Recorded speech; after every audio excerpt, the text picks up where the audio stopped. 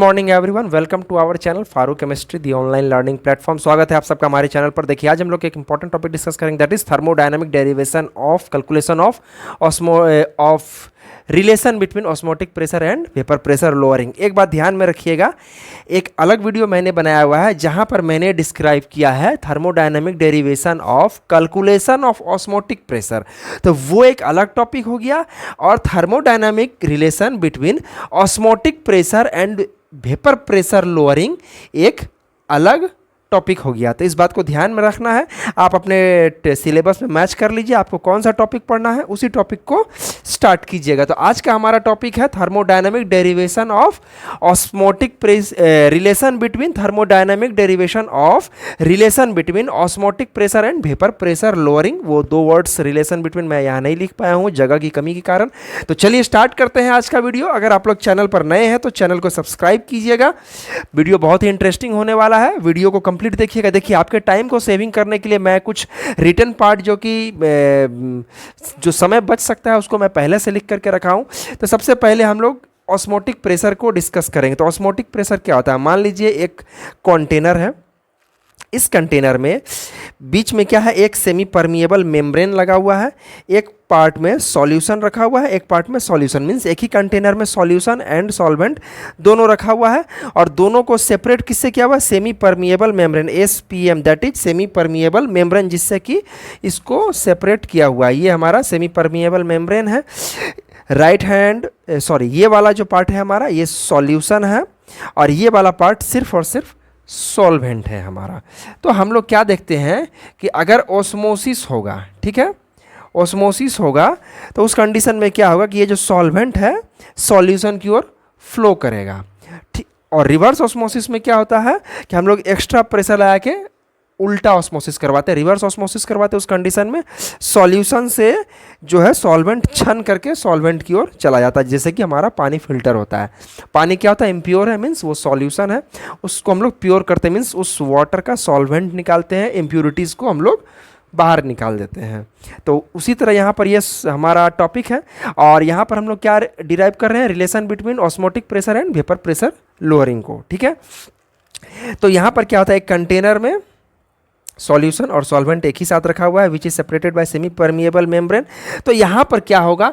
Osmosis होना शुरू हो जाएगा। कब तक ऑस्मोसिस होगा? जब तक कि दोनों साइड का प्रेशर जो है, जो ऊपर से लग रहा है, वो बराबर ना हो जाए। तो चूंकि सॉल्वेंट का केमिकल पोटेंशियल हाई होता है, तो इसलिए सॉल्वेंट के ओर ज़्यादा प्रेशर है, जिसके कारण ये क्या कर रहा है, अपना सॉल्वेंट को सॉल्यूशन चैम्बर में पुशअप कर रहा है। लेकिन होता क्या है कि हम लोग इस कंटेनर में क्या करेंगे, सॉल्यूशन साइड में ऊपर से एक एक्सटर्नल प्रेशर को ऐड करेंगे, इतना प्रेशर को ऐड करेंगे जिससे कि ये ऑस्मोसिस प्रेशर रुक जाए। तो वो जो एक्स्ट्रा प्रेशर होगा वही प्रेशर हमारा पाई होगा, पाई दैट इज ऑस्मोटिक प्रेशर के बराबर हमारा प्रेशर यहाँ पर लगेगा। ऐसा इसलिए करेंगे ताकि ये जो सॉल्वेंट है वो सॉल्यूशन चैम्बर में आना बंद हो जाए, और तब जाकर के हमारा फर्दर जो है डिटेल्ड डेरिवेशन स्टार्ट होगा। तो चलिए देखते हैं। इसमें हम लोग को 4 लाइन का ये स्टेटमेंट लिखना है। Considering that solution and solvent are kept in a container in such a way that they are separated by semi-permeable membrane. This one is the semi-permeable membrane. Hence, the osmosis will occur between them. ये semi-permeable membrane लगा रहेगा ताकि इस container के अंदर osmosis जो हमारा phenomena है वो हो सके। Now applying external pressure pi.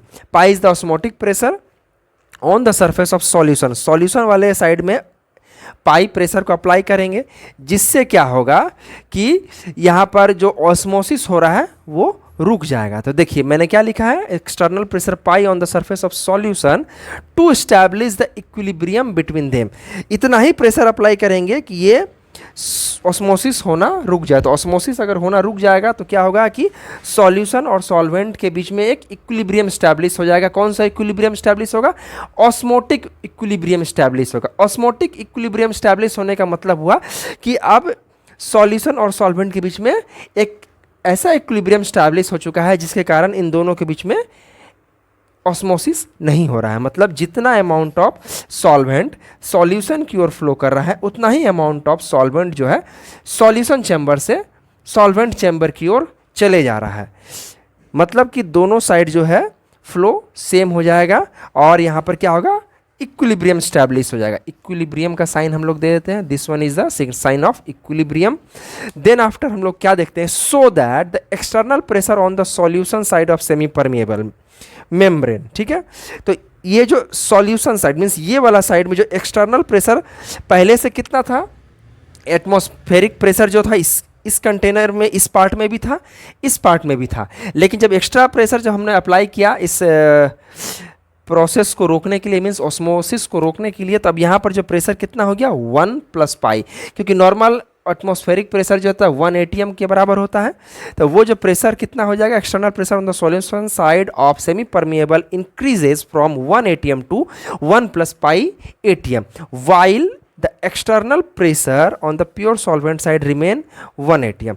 लेकिन इस वाले साइड में जो एक्सटर्नल प्रेशर होगा वो 1 atm ही रहेगा। ऐसा इसलिए होगा क्योंकि ये जो ऑस्मोसिस हो रहा है, ऑस्मोसिस जो है हमारा वो एटमॉस्फेरिक प्रेशर के कारण नहीं रहा, क्योंकि दोनों साइड में तो ऑलरेडी एटमॉस्फेरिक प्रेशर सेम है, बट ऑस्मोसिस इसलिए हो रहा है क्योंकि सॉल्वेंट का केमिकल पोटेंशियल ज़्यादा है। Chemical potential means gives free energy per mole, gives free energy means useful energy जो कि इस सिस्टम के पास है उसका सॉल्यूशन से ज़्यादा है। हमेशा सॉल्वेंट का जो केमिकल पोटेंशियल होता है वो सॉल्यूशन से ज़्यादा होता है।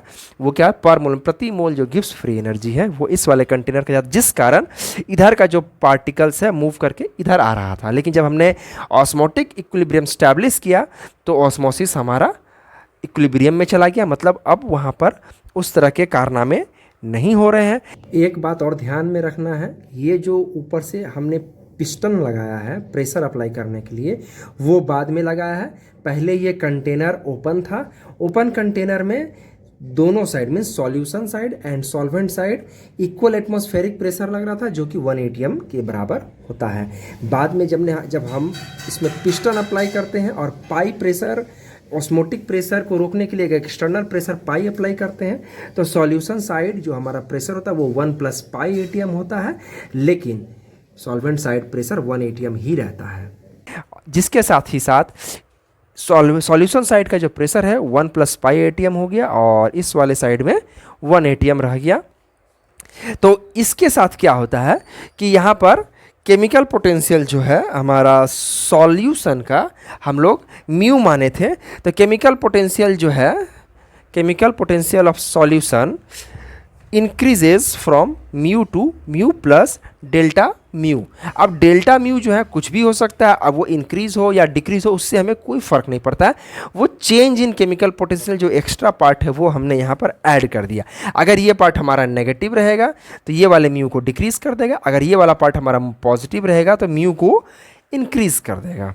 ठीक है, ये नेगेटिव रहेगा तो ये डिक्रीज कर जाएगा, अगर ये पॉजिटिव है तो ये बढ़ जाएगा, इंक्रीज कर जाएगा। ठीक है, where pi is the osmotic pressure, हमने माना है mu is the chemical potential of solution and mu to the power degree that is mu naught is the chemical potential of pure solvent. ठीक है, at any given temperature and pressure at 1 atm, the chemical potential of solvent is greater than chemical potential of solution। हम लोग क्या देखते हैं, gives free energy per मोल means प्रति मोल gives free energy जो होता है उसको हम लोग केमिकल पोटेंशियल कहते हैं। अब हम लोग क्या देख रहे हैं, एक कंटेनर है जिसमें क्या है कि एक साइड में हमारा सॉल्यूशन है और एक साइड में है हमारा सॉल्वेंट। ठीक है, तो हम लोग क्या देख रहे हैं, सॉल्यूशन में क्या है, सॉल्यूट प्लस सॉल्वेंट है और इस साइड में क्या है, सिर्फ और सिर्फ सॉल्वेंट है। तो सारा का सारा जो रोल है सॉल्यूशन चैप्टर में हमारा सॉल्वेंट पार्टिकल के ऊपर ही किया जाता है। तो सॉल्यूशन में क्या है, सॉल्यूशन में सॉल्वेंट प्लस सॉल्यूट है, तो और वॉल्यूम जो है दोनों साइड सेम है, तो जितना अमाउंट ऑफ यहाँ पर सॉल्यूट है उस सॉल्यूट अमाउंट के पार्टिकल्स के बदले भी यहाँ पर सॉल्वेंट पार्टिकल ही प्रेजेंट है। तो gives free energy per mole, क्योंकि number of moles of solvent जो है हमारा वो ग्रेटर है सॉल्वेंट साइड में, बट सॉल्यूशन साइड में number of moles of solvent कम है। इसलिए केमिकल पोटेंशियल ऑफ सॉल्वेंट जो होता है किसी भी टेम्परेचर पर हमारा ज़्यादा रहेगा सॉल्वेंट के लिए, ना कि सॉल्यूशन का ज़्यादा रहेगा। That is we have right here mu naught is greater than mu at any given temperature and pressure should be 1 atm. Okay, then after, if there is osmotic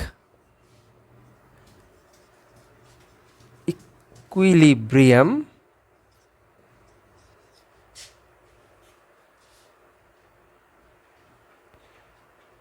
if there is an osmotic equilibrium, मतलब कि क्या है, जब osmotic equilibrium हम लोग achieve कर लेते हैं तो हम क्या देखते हैं, chemical potential of solvent is equal to chemical potential of solution.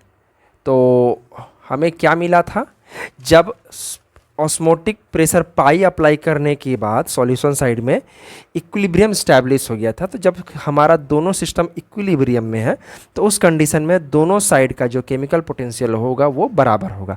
जब सॉल्यूशन साइड में हमारा इक्विलिब्रियम अचीव किया तब सॉल्यूशन साइड का जो इक्विलिब्रियम है वो केमिकल पोटेंशियल म्यू से चेंज होकर के म्यू प्लस डेल्टा म्यू हो गया था, where as mu naught is the chemical potential of solvent as it is, जो पहले से था वैसे ही रहा, क्योंकि हमने इस वाले पार्ट पर कोई भी एक्सटर्नल कंडीशन अप्लाई नहीं किया था।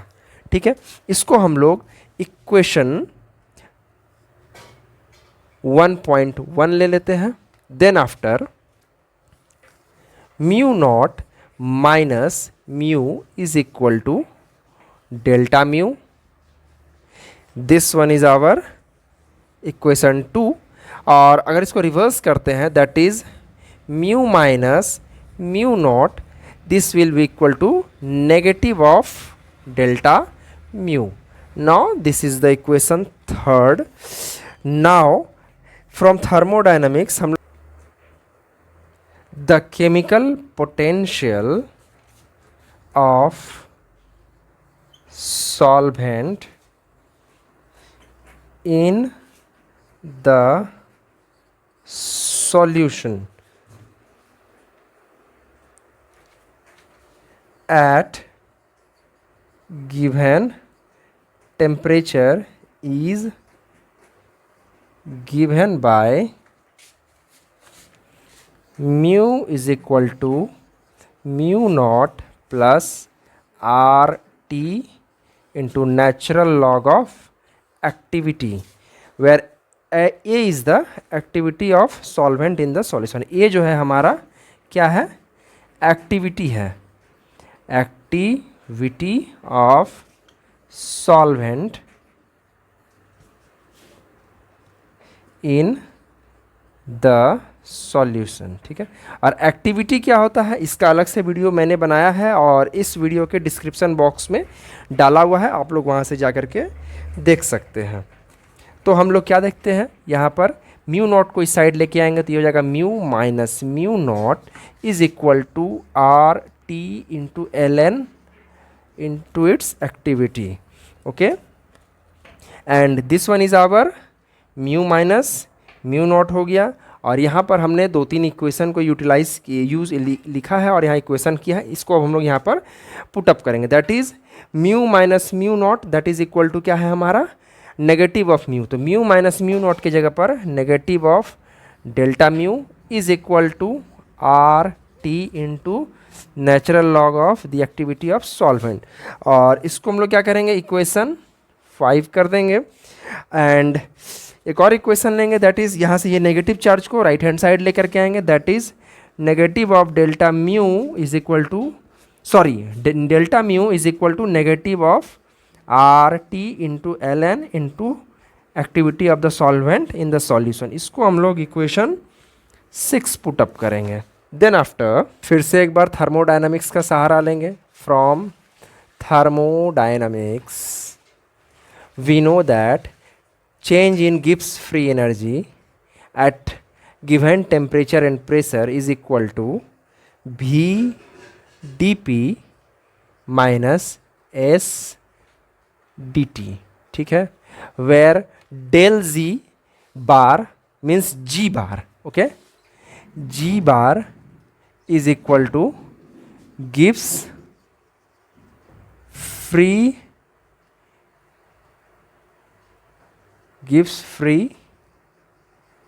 एनर्जी. और ये ना लिखें तो हम लोग लिख सकते हैं that is partial molar Gibbs free energy. Gibbs free energy per मोल या फिर partial molar Gibbs free energy. Okay, this one is the, and similarly V is the partial molar volume and S bar is the partial molar entropy. तो हम लोग ये जो system को हम लोग टेस्ट कर रहे हैं तो इसमें हम लोग क्या कर रहे हैं, टेम्परेचर को कांस्टेंट किए हुए हैं. और क्योंकि कभी भी जब 2-3 वेरिएबल है तो बाकी वेरिएबल्स को कांस्टेंट करेंगे तभी कोई एक वेरिएबल का वैल्यू हम फाइंड कर सकते हैं. स्टार्टिंग में मैंने क्या किया था, टेम्परेचर को प्रेशर को इंक्रीज़ किया था, तब जाकर के ऑस्मोटिक इक्विलिब्रियम अचीव हुआ था. तो यहाँ पर हम लोग क्या करेंगे, तो जब प्रेशर को इंक्रीज़ किया था तब जाकर के ऑस्मोटिक इक्विलिब्रियम अचीव हुआ था. तो वहाँ पर हम क्या किए थे, टेम्परेचर को कांस्टेंट रखे थे, क्योंकि टेम्परेचर कांस्टेंट नहीं रहेगा तो वो हमारा रिक्वायर्ड वैल्यू हमें नहीं मिलेगा. तो हमारा जब टेम्परेचर कांस्टेंट है तो ये वाला part that is change in temperature zero हो जाएगा. तो ये पूरा का पूरा टर्म हमारा ज़ीरो हो जाएगा. तो ये कितना हो जाएगा, del G is equal to V bar D P के बराबर हो जाएगा. और डी जी बार क्या है हमारा, partial molar Gibbs free energy. तो partial molar Gibbs free energy हम लोग किसको कहते हैं, केमिकल पोटेंशियल को कहते हैं. तो डी जी किसके बराबर हो जाएगा, डी म्यू के बराबर हो जाएगा and is equal to V bar D P. ठीक है, अब इस इक्वेशन को हम लोग इंटीग्रेट करेंगे. क्या करेंगे, इंटीग्रेट करेंगे विद इन द लिमिट. तो लिखेंगे integrating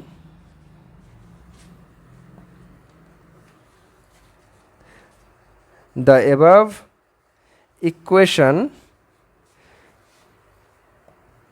with the lower limit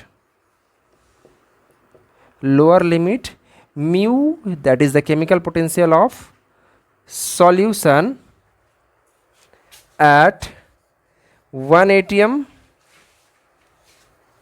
and upper limit with mu dash of solvent at 1 plus pi atm pressure.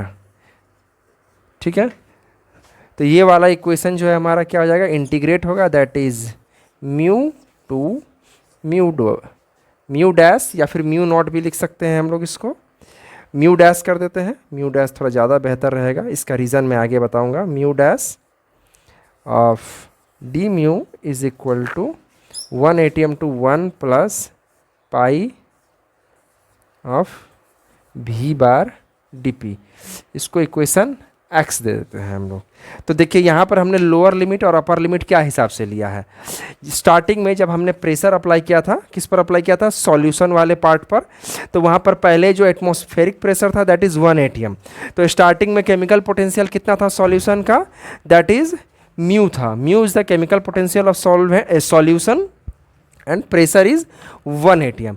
लेकिन जब ऑस्मोटिक इक्विलिब्रियम अचीव हो जाता है हमारा तो वहाँ पर प्रेशर कितना रहता है, 1 प्लस पाई एटीएम. तो 1 प्लस पाई एटीएम हमारा फाइनल प्रेशर हो गया. ठीक है, लेकिन जब इक्विलिब्रियम अचीव हो जाता है तो जो सॉल्यूशन साइड का जो हमारा केमिकल पोटेंशियल था वो चेंज होकर के कितना हो गया था, म्यू प्लस डेल्टा म्यू. और म्यू प्लस डेल्टा म्यू कितना के बराबर था, दैट इज म्यू नॉट के बराबर था.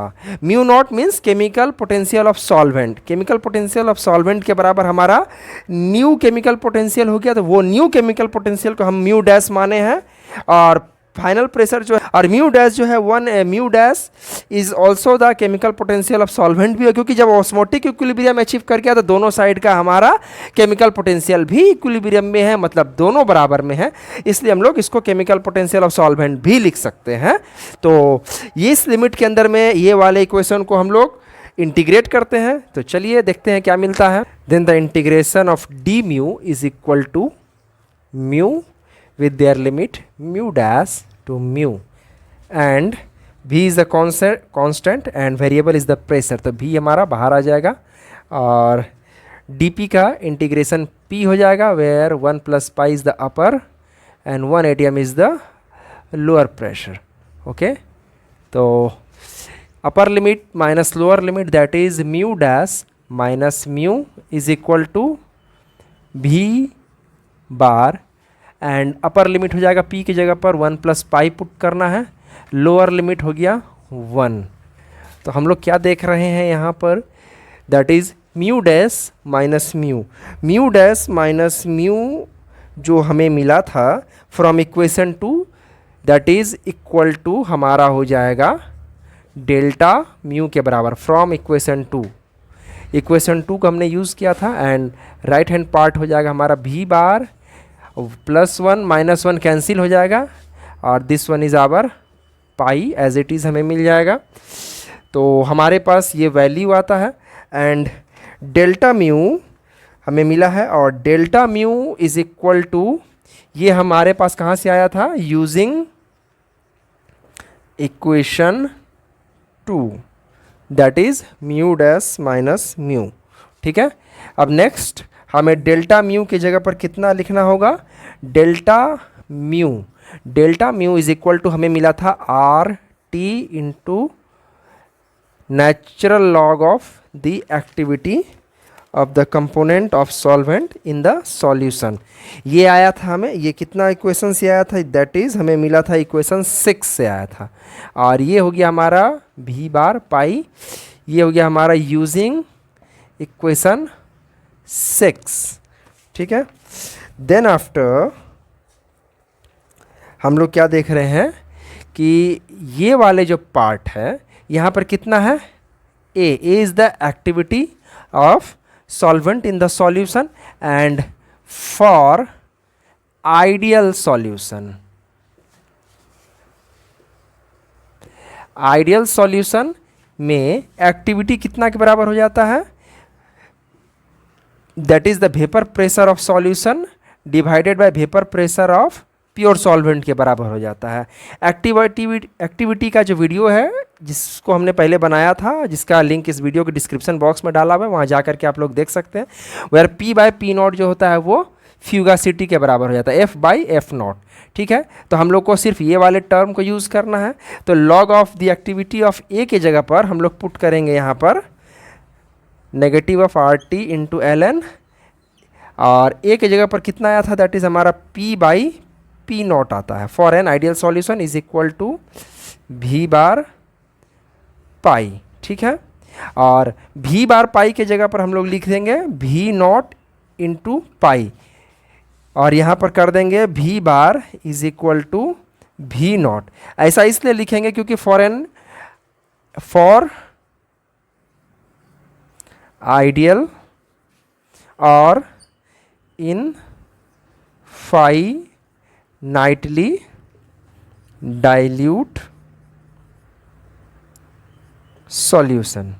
Okay, for infinitely dilute solution v bar is equal to V0 that is, and V0 क्या हो जाएगा, partial molar volume of solvent के बराबर हो जाएगा, क्योंकि सॉल्वेंट का यहाँ इसलिए हम लोग V0 यूज़ कर रहे हैं क्योंकि इस टाइप के सॉल्यूशन में क्या होता है कि सॉल्यूट का जो कॉन्सेंट्रेशन है बहुत कम है। जैसे मान लीजिए एक चीनी और पानी का सॉल्यूशन हम लोग ले रहे हैं और अगर ये आइडियल सॉल्यूशन है तो इसमें चीनी का कॉन्सेंट्रेशन इतना कम रहेगा कि मतलब एक डाइल्यूट पतला इनफाइनाइटली डाइल्यूट सॉल्यूशन है, इतना पतला सॉल्यूशन है कि चीनी को उसमें डालो ना डालो बात बराबर है, इतना पतला रहता है। इसलिए हम लोग सॉल्यूट का कॉन्सेंट्रेशन को नल मानते हुए भी नॉट यूज़ करते हैं। भी नॉट क्या हो जाएगा, partial molar volume of solvent. तो हमारे को क्या मिल गया, that is negative of R T l n P by P naught is equal to V naught pi. Okay, और नेगेटिव साइन को अगर अंदर लेकर के जाते हैं तो नेचुरल लॉग का टर्म रिवर्स कर जाएगा, that is R T l n P naught by P is equal to V naught pi के बराबर हो जाएगा। ओके, तो यही हमारा रिलेशन है, दैट इज क्या है, ऑस्मोटिक प्रेशर, ये हो गया हमारा osmotic pressure and vapour pressure lowering. तो पी नॉट बाई पी जो है हमारा l n P naught by P, यही है हमारा relative lowering of vapour pressure. इसको हम लोग अगर फर्दर सॉल्व करेंगे तो हमें कुछ ये मिलेगा, natural log of P naught by P, इसको नेगेटिव मिलेंगे तो ये ऑपोजिट हो जाएगा, that is P by P not हो जाएगा। और इसको अगर लिखेंगे तो ये कुछ इस तरह लिख सकते हैं, नेगेटिव ऑफ, और p बाई पी नॉट को हम लोग लिख सकते हैं 1 minus P naught minus P by P not लिख सकते हैं। ठीक है, तो लॉगरिदमिक टर्म को जब एक्सपेंशन सीरीज में एक्सपैंड करेंगे तो ये इसका वैल्यू आएगा, दैट इज मान लीजिए लॉग 1 माइनस एक्स एक दिया हुआ है, तो ये जब एक्सपेंड करेंगे तो ये होगा minus x plus 1/2 x square minus 1/3 x cube. तो फर्दर जितने भी टर्म आएंगे वो सब बहुत ही नेगेटिव, मतलब बहुत ही छोटा होता है, तो हम लोग सिर्फ और सिर्फ फर्स्ट टर्म को कंसीडर करते हैं। तो यहाँ पर ये वाले टर्म को जब हम लोग एक्सपेंड करेंगे तो ये हो जाएगा नेगेटिव, यहाँ पर साइन है ऑलरेडी यहाँ यूज़ करेंगे, और ये फर्स्ट वाला जो टर्म है सिर्फ और सिर्फ उसी को लिखेंगे, P naught minus P by P not. ठीक है, ये नेगेटिव और ये नेगेटिव कैंसिल हो गया, तो ये वाला जो टर्म है हमारा क्या है, that is P naught minus P by P not. P not क्या है, vapour pressure of solvent, and P is the vapour pressure of solution. ये वाला टर्म कितना के बराबर है, ये जो टर्म है ये है relative lowering of vapour pressure के बराबर है। तो ये वाले जो टर्म है R T l n P naught by P की जगह पर हम लोग लिख सकते हैं R T into P naught minus P by P naught is equal to pi V naught. Okay, तो आप देख सकते हैं this one is our lowering of vapour pressure का ये वाला पार्ट हो गया इक्वेशन, और ये वाले पार्ट जो है हमारे इक्वल का साइन यहाँ बीच में दे देते हैं। This one is our osmotic pressure pi and this one is the partial molar volume. ठीक है, तो ये जो है इतना हमको फर्दर इलेबोरेट करने की ज़रूरत नहीं है, सिर्फ और सिर्फ हम लोग इतना ही लिखेंगे, pi V is equal to R T l n P naught by P, यही हमारा रिक्वायर्ड इक्वेशन होगा।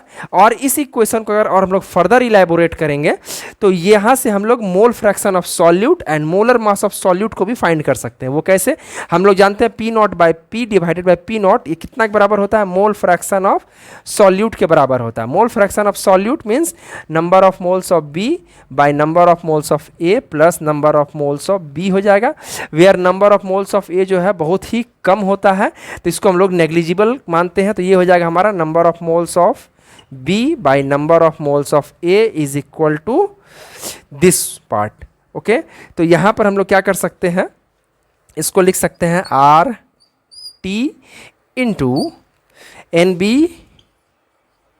By N A equal to pi भी के बराबर होगा, और ये वाला जो टर्म है that is n B by N A, उसको फर्दर इलेबोरेट करेंगे तो हमें मिल जाएगा यहाँ पर एन बी के जगह पर हम लोग लिख सकते हैं W B, that is weight of component B divided by its molar mass M B by n A के लिए लिख सकते हैं that is W A by M A. इसको फर्दर हम लोग सॉल्व करेंगे तो ये हो जाएगा W B into M A by M B into W A. तो N B by N A के बदले में ये वाले टर्म को लिखेंगे into R T is equal to pi V naught. ठीक है, तो अब मोलर मास ऑफ सॉल्यूट को हमें फाइंड करना है, तो अब हम लोग क्या करेंगे, ये वाले पाई भी वाले जो टर्म है इसको फिर से रीअरेंज कर लेते हैं, तो ये हो जाएगा that is WB into MA divided by RT into WA into pi V0 is equal to MB। तो ये वाले भी एक टर्म आ सकता है यहाँ से, बट हमारा जो रिक्वायर्ड इक्वेशन है वो सिर्फ यही है।